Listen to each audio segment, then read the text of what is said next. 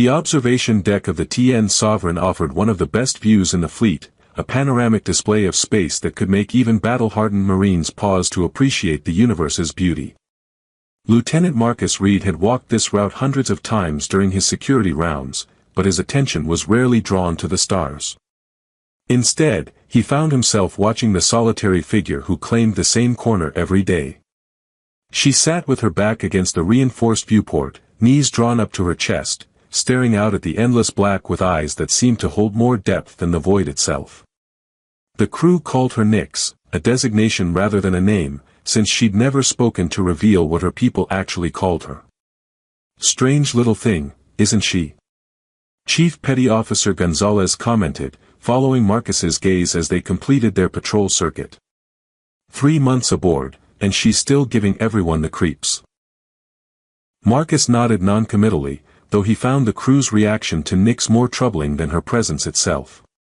She was small, barely reaching his shoulder when standing, with delicate features that would have been considered beautiful if not for the haunted quality that seemed to follow her like a shadow. Her ears were the only obvious sign of her non-human heritage, pointed tips that curved slightly forward, lending her an otherworldly appearance that was both alien and strangely familiar. "Any word from intelligence about what species she is?" Marcus asked, maintaining his professional tone while privately noting how Nyx's shoulders tensed slightly when they spoke near her. "Nothing concrete. Best guess is she's from somewhere beyond the hegemony territories, maybe one of those lost colony worlds we hear rumors about." Gonzalez lowered his voice. "Though between you and me, I think she's more dangerous than she looks. There's something about her that just feels wrong." Marcus had heard similar comments from throughout the crew. Dangerous. Unnatural. Potentially hostile. The fear seemed to feed on itself, creating an atmosphere where Nyx's very presence made people uncomfortable in ways they couldn't articulate. "She's just scared," Marcus said quietly, earning a skeptical look from Gonzalez. "Scared things can be the most dangerous of all, Lieutenant. Remember what happened to the Meridian when they brought that hegemony prisoner aboard?" Marcus remembered. The prisoner had been a sleeper agent with implanted neural bombs, nearly destroying the ship when his conditioning activated. But looking at Nyx, he saw nothing that reminded him of trained hostility or hidden weapons. What he saw was exhaustion, isolation, and something that looked very much like despair. The daily briefing that afternoon included updates on Nyx's status, delivered with the clinical detachment that military personnel used when discussing classified assets. Dar. Sarah Winters, the ship's chief psychologist, reported no progress in establishing communication or determining potential intelligence value. "The subject continues to exhibit selective mutism and withdrawal behaviors," Dr. Winters stated, consulting her data pad. "Physiological scans suggest no immediate health concerns, but psychological evaluation remains impossible without cooperation." "Any theories about her origins?" Captain Torres asked, her expression reflecting the practical concerns of a commander dealing with an unknown variable aboard her ship. "The ear structure suggests possible relation to the Altarian refugees we encountered last year, but genetic scans haven't confirmed any matches in our databases. She could be from any number of uncontacted species beyond our current exploration boundaries." Marcus raised his hand. "Ma'am, has anyone considered that maybe she's not hostile? The way she acts, it's more like trauma response than strategic deception." Captain Torres studied him with the sharp attention she reserved for subordinates who might be developing problematic emotional attachments to their duties. "Explain." "Her behavior patterns are consistent with someone who's experienced significant psychological trauma. She avoids contact, maintains defensive positioning, exhibits hypervigilance, classic PTSD responses. Maybe instead of treating her as a potential threat, we should consider what might have happened to her before we found her." Dr. Winters nodded slowly. "Lieutenant Reed raises an interesting point. The rescue circumstances were unusual. Her escape pod was found in the debris field of what appeared to be a civilian transport, not a military vessel. The ship had been completely destroyed, with no survivors except for her." "Could be a trap," Commander Hayes suggested. Plant a sleeper agent in a destroyed civilian ship, make it look like a rescue situation. Or, Marcus countered, it could be exactly what it appears to be, a traumatized survivor of some kind of attack. After the briefing, Marcus found himself thinking about Nyx throughout his off-duty hours. The crew's fear of her seemed disproportionate to any actual threat she posed. She was small, unarmed, and clearly terrified of almost everything around her. If she was dangerous, she was remarkably good at hiding it behind behavior that looked exactly like someone who'd been through hell. That evening, he returned to the observation deck during his rounds and found her in her usual position. The artificial lighting had dimmed to simulate night cycle, leaving the space illuminated primarily by starlight filtering through the viewports. Nyx sat motionless, her silhouette creating a small dark shape against the cosmic backdrop. As Marcus approached, he noticed details that hadn't been apparent in better lighting. Her clothes, standard issue station wear, hung loose on her frame, suggesting recent weight loss. Her hair, which appeared to be naturally lustrous, was tangled and unkempt, as if she'd given up on basic grooming. Most concerning were her hands, which trembled slightly as they rested on her knees. "Beautiful view," Marcus said quietly, settling into a position near her but not close enough to be threatening. "I come here sometimes when I can't sleep." Nyx gave no indication that she'd heard him, but he noticed the trembling in her hands increase slightly. "I lost my family in the first hegemony attacks on Earth," he continued, speaking more to the stars than to her. "Sometimes looking at space helps. Reminds me that there's more to the universe than the bad things that happen." For just a moment, he thought he saw her turn slightly toward him. But when he looked directly at her, she was staring out at the void again, as isolated and unreachable as the distant stars themselves.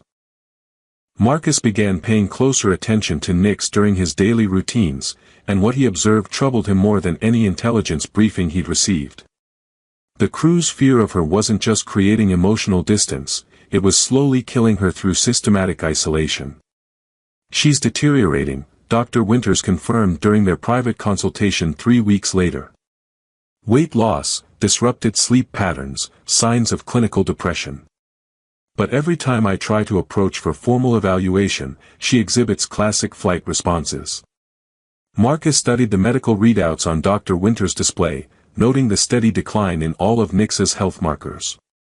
"What about the xenobiology team? Any insights into her species' psychological needs?" "That's where things get interesting," Dr. Winters said, pulling up a comparative analysis. "Dr. Chen's preliminary assessment suggests she might be from a highly social species, one that requires regular physical contact for psychological stability." "Like some Earth mammals?" "Exactly. Think about primates, dolphins, certain bird species, creatures that use touch as a primary form of emotional regulation and social bonding. If Nyx's people evolved similar psychological dependencies, then our isolation protocols might be inadvertently torturing her." The implications hit Marcus like a physical blow. "We're keeping her in solitary confinement without realizing it. Worse than that. We're preventing her from accessing what might be a biological necessity for mental health." Dr. Winters highlighted sections of her analysis. "Look at these stress hormone levels, they're consistent with someone experiencing prolonged trauma response. Her body is essentially in constant crisis mode." Marcus thought about his own experiences with PTSD after losing his family, remembering how touch, even simple gestures like a hand on his shoulder, had sometimes been the only thing that felt real during the darkest periods. "What can we do?"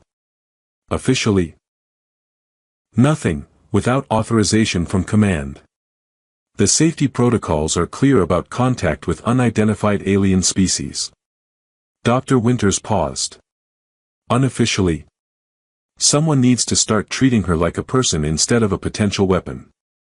That evening, Marcus made a decision that probably violated several regulations. Instead of maintaining professional distance during his security rounds, he began spending time near Nyx's observation deck corner, not trying to communicate but simply sharing the space. The first few attempts were unsuccessful. Nyx would tense whenever he appeared, her already minimal movements becoming even more constrained. But Marcus persisted, bringing reading material or maintenance reports that gave him legitimate reasons to occupy nearby spaces during his off-duty hours.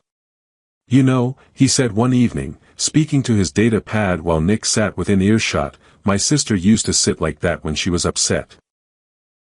Always found the quietest corner she could find, pulled her knees up, made herself as small as possible."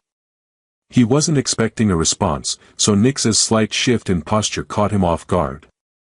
She turned her head just enough that he could see her profile, and for the first time, he noticed the exhaustion etched in her features. "She was afraid of storms," Marcus continued, closing his data pad and allowing himself to speak more directly. "Not the thunder or lightning, she could handle those. It was the wind that got to her. The way it made everything feel unstable, like the whole world might blow away." This time, Nix's response was unmistakable. She turned to look at him directly, her eyes reflecting the starlight filtering through the viewport. The expression on her face was complex, wariness mixed with something that might have been curiosity. "I think maybe you understand that feeling," Marcus said gently. "Everything feeling unstable, like you can't trust anything to stay solid." Nix's lips parted slightly, as if she might speak, but no sound emerged. Instead, she wrapped her arms more tightly around her knees and returned her gaze to the stars. Progress, Marcus thought. Small, but definite progress. Over the following weeks, he established a routine. Each evening after his formal duties, he would spend time in the observation deck, sometimes reading, sometimes working, sometimes just sitting quietly. Gradually, Nix began to relax in his presence, her defensive postures becoming less rigid. "The crew thinks you're developing an inappropriate attachment," Chief Gonzalez mentioned during one of their patrol rounds. "Command's been asking questions about your off-duty activities." "I'm following Dr. Winter's recommendations about establishing trust with a traumatized individual," Marcus replied, which was technically true even if not officially authorized. "Be careful, Reed. I've seen good officers get themselves into trouble trying to save people who can't be saved." That comment stuck with Marcus throughout the day, making him question his motivations. Was he trying to help Nix, or was he projecting his own need to fix something after failing to save his family? The distinction mattered, especially if his actions were being monitored by Command. His answer came that evening when he found Nix in obvious distress. She was curled in her usual corner, but her breathing was rapid and shallow, her entire body shaking with what appeared to be panic attack symptoms. "Hey," Marcus said softly, approaching slowly with his hands visible. "What's happening? Are you hurt?" Nix looked up at him with eyes that held pure terror, and Marcus saw something that made his chest tighten. There were fresh marks on her wrists, not injuries, but impressions that suggested restraints. Medical evaluation, he realized. Someone tried to force a medical examination. The confirmation came in Nix's reaction to his words. She pressed herself harder against the viewport, as if trying to disappear into the stars beyond. Marcus felt anger building in his chest, not at Nix, but at whatever bureaucratic decision had authorized forced medical procedures on someone clearly exhibiting trauma responses.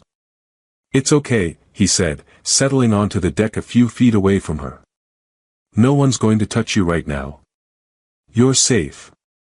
It took nearly an hour for Nix's breathing to return to normal, and Marcus stayed with her the entire time, offering quiet reassurance and maintaining a protective presence between her and the corridor where other crew members might appear.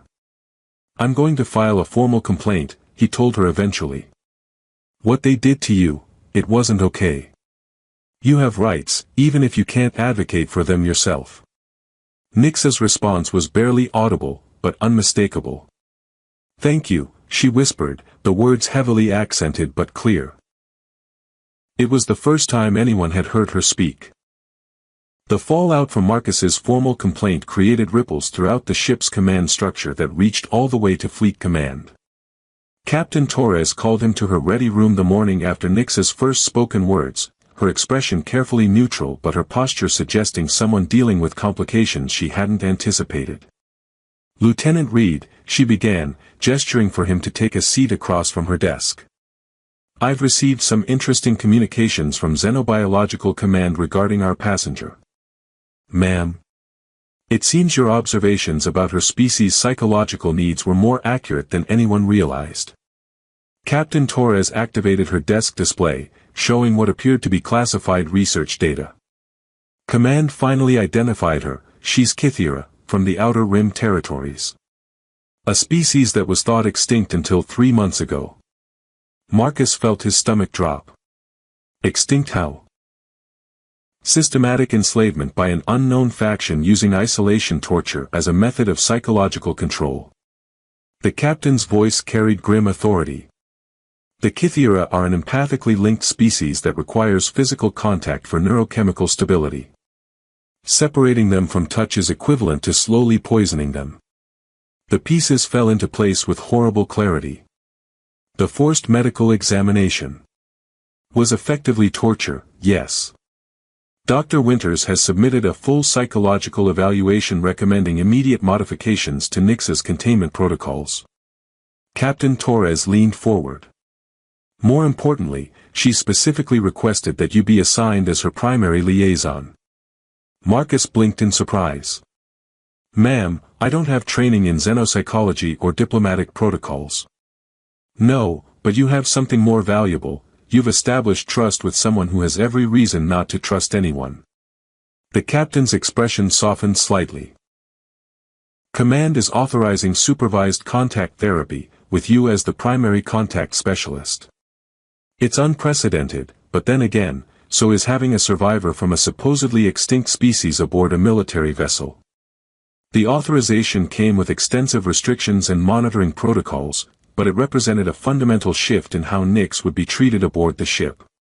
Instead of an isolated potential threat, she would be recognized as a traumatized refugee receiving medical care. There's one more thing, Captain Torres added as Marcus prepared to leave. Intelligence believes Nyx may be the only living witness to whatever happened to her people. When she's ready to talk, her testimony could be crucial to preventing similar atrocities. Marcus found Nyx in the small quarters that had been prepared for her new status, larger than her previous space, with actual furniture instead of basic containment amenities. She was sitting on the bed, staring out the single viewport with the same haunted expression he'd become familiar with. New quarters, he observed, settling into the chair that had been positioned carefully within conversation distance but not close enough to feel threatening. Dr. Winters explained, Nyx replied, her voice still barely above a whisper but carrying more confidence than he'd heard before. She said, things will be different now. How do you feel about that? Nyx considered the question for several moments, her fingers absently tracing patterns on the bedding. Scared, she said finally. But, maybe hopeful too. That's understandable. Change is frightening, even when it's good change. Marcus leaned forward slightly. Dr. Winters mentioned something called contact therapy. Do you know what that means? Physical touch for neurochemical regulation, Nyx recited, as if quoting something she'd been told. My people, we need contact to stay healthy. Mental healthy. Mentally healthy, Marcus corrected gently. And yes, that's my understanding too. The therapy would involve supervised touch, simple contact that helps your brain chemistry stabilize. Nyx's reaction was immediate and complex. Her entire body tensed, but her eyes showed something that might have been longing. How long since? She started, then stopped. How long since someone touched you? Marcus finished. You don't have to answer if it's too difficult. Years, Nyx whispered. Before bad things happened. My family. Her voice broke, and tears began flowing down her cheeks. Marcus felt his chest tighten with sympathetic pain. Years of touch starvation would explain so much about her deteriorating condition, her withdrawal, the way she seemed to be fading a little more each day. Would you like to try? He asked carefully. We could start very small, just hand contact, maybe. Only if you want to. Nyx stared at him with an expression that held equal parts terror and desperate hope. What if I can't? What if I've forgotten how? Then we'll figure it out together, Marcus replied. There's no pressure, no expectations. Just the possibility of helping you feel better. The first contact therapy session, supervised by Dr. Winters and conducted under strict medical monitoring, was both heartbreaking and miraculous. Marcus simply held Nix's hand for 5 minutes while sensors tracked her neurochemical responses.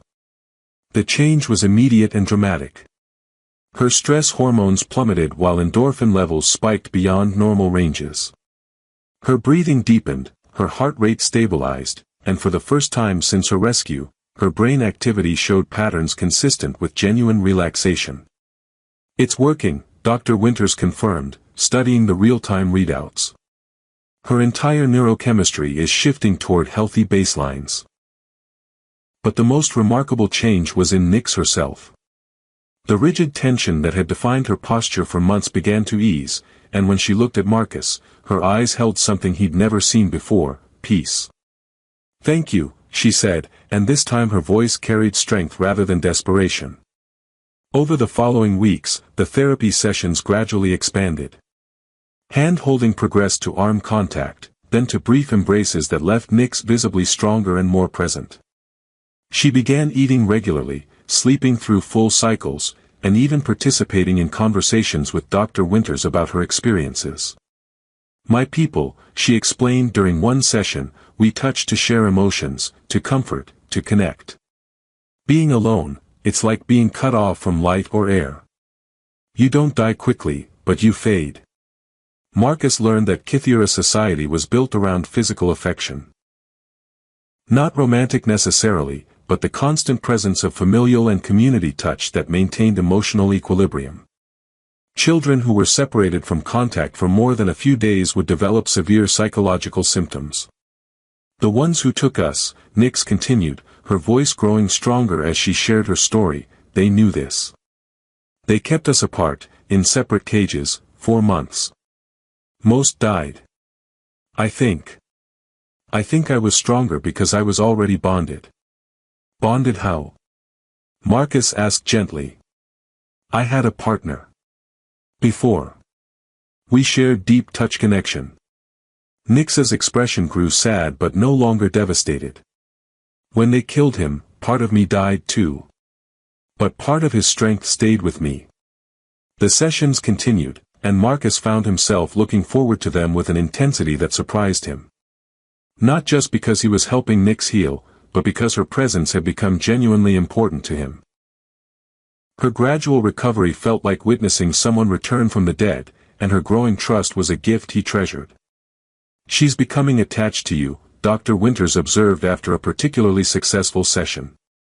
"It's natural, given the circumstances, but we should discuss the implications."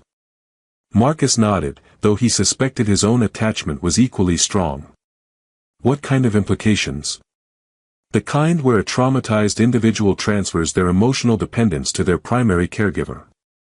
It's common in contact therapy, but it requires careful management to ensure healthy outcomes." Marcus looked through the observation window at Nix, who was reading a data pad in her quarters, something she'd been too anxious to do just weeks earlier. Her transformation was remarkable, but Dr. Winters was right to be cautious about dependency issues. "What do you recommend?" "Honestly, I think you're handling it well. You're providing consistent support without trying to control or possess her recovery. Just be aware that her feelings toward you may be complicated by gratitude and trauma bonding." Marcus understood, but he also suspected that his own feelings were becoming equally complicated for entirely different reasons. The moment that changed everything came on an ordinary Tuesday during Marcus's routine check on Nix's quarters. He found her sitting on her bed, looking more distressed than he'd seen her in weeks.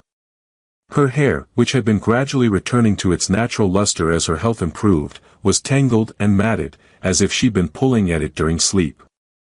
"Rough night?" Marcus asked, settling into his usual chair while noting the obvious signs of distress. "Dreams," Nix said simply, her voice carrying the weight of experiences she wasn't ready to share. "Sometimes the memories come back stronger." Marcus studied her appearance more carefully and realized she looked worse than distressed. She looked defeated, as if the progress of recent weeks was crumbling under the weight of whatever she'd experienced in her sleep. Her hair hung in snarled locks around her face, and her hands shook slightly as she gripped the bedding. Would it help to talk about it? He offered, though he suspected she wasn't ready for that level of disclosure. Nyx shook her head, then gestured vaguely at her tangled hair. I can't. I don't remember how to. She trailed off, frustration evident in her expression. Understanding dawned on Marcus. Among the many things stolen from Nyx during her captivity was the simple knowledge of self-care.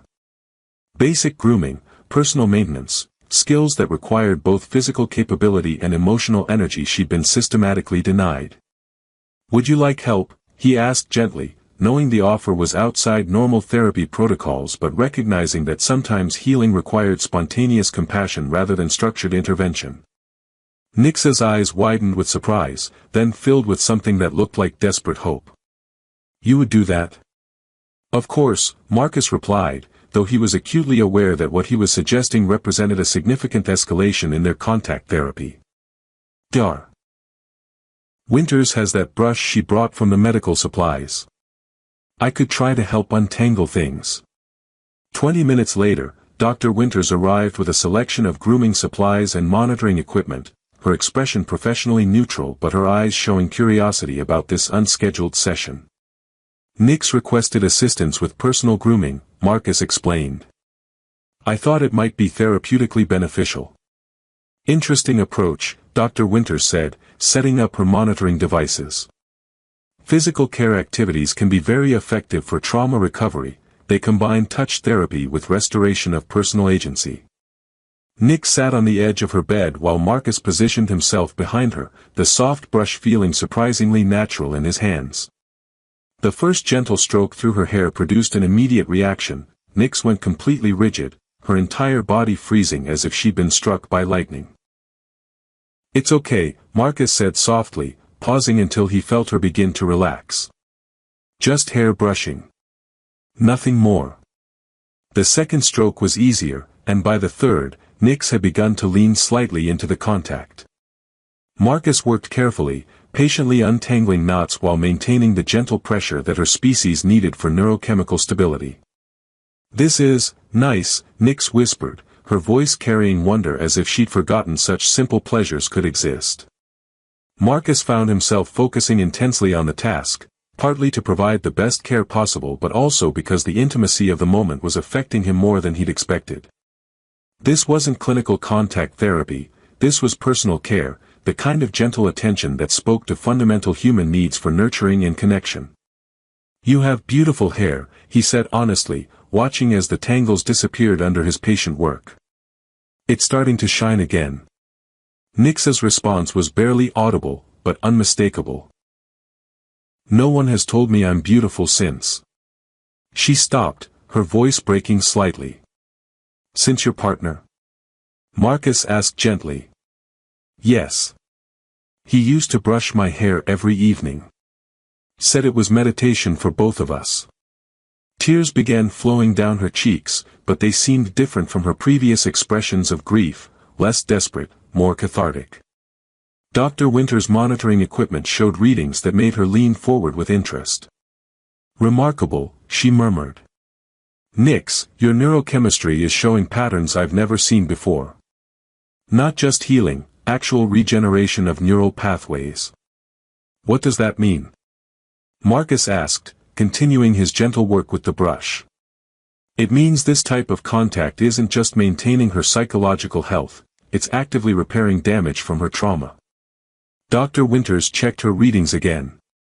The combination of physical touch, personal care, and emotional safety is triggering genuine healing responses. As Marcus finished brushing Nyx's hair, she turned to face him, and he saw something in her eyes that took his breath away. The haunted, desperate quality that had defined her expression since her rescue was gone, replaced by something that looked like authentic peace. Thank you, she said, reaching out to touch his hand. For seeing me. For helping me remember who I am underneath all the fear. The contact sent warmth shooting up Marcus's arm, and he realized that the connection he felt with Nyx had evolved far beyond professional care or even friendship. Somewhere during the weeks of patient support and gradual healing, he'd fallen in love with her courage, her resilience, and the person she was becoming as she reclaimed herself from trauma. "I care about you," he said honestly. "More than I probably should, given the circumstances." Nyx's smile was radiant, transforming her entire face. Dr. Winters explained about attachment during healing. She said it's normal for rescued people to develop feelings for their caregivers. And? Marcus asked, uncertain whether her next words would break his heart. "And I told her that my feelings for you have nothing to do with rescue or caregiving." Nyx's voice carried new strength. "I care about you because you saw a person when everyone else saw a problem. Because you offered kindness when you could have maintained distance. Because you helped me remember that I deserve to be touched with gentleness." 6 months later, Marcus stood beside Nyx on the observation deck where they'd first begun their tentative connection. She wore the uniform of a civilian liaison officer, her hair styled in the elegant braids traditional to her people, her posture reflecting confidence rather than fear. "The refugee transport arrives tomorrow," she said, reviewing reports on her data pad. 47 Kythera survivors from the Outer Rim territories. They'll need contact therapy, trauma counseling, and probably weeks of patience while they remember how to trust. "Think you're ready to help them?" Marcus asked, though he already knew the answer from the determination in her voice. "I know what it feels like to believe you're the last of your kind," Nyx replied. "I know how touch starvation feels, how isolation can make you forget that you're worth saving. Most importantly, I know that healing is possible when someone cares enough to see past the fear." Marcus took her hand, a gesture that had become as natural as breathing between them. "We make a good team."